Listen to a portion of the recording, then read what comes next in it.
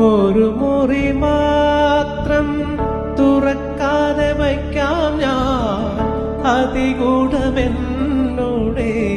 ആരാമത്തിൽ.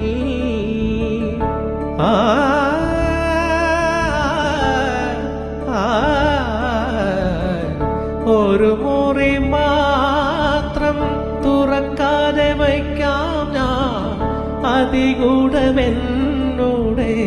ആരാമത്തിൽ. സ്വപ്നങ്ങൾ കണ്ടു സ്വപ്നങ്ങൾ കണ്ടു നിനക്കുറങ്ങിടുവാൻ പുഷ്പത്തിൻ തൽപ്പമങ്ങു ഞാൻ വിരിക്കാം.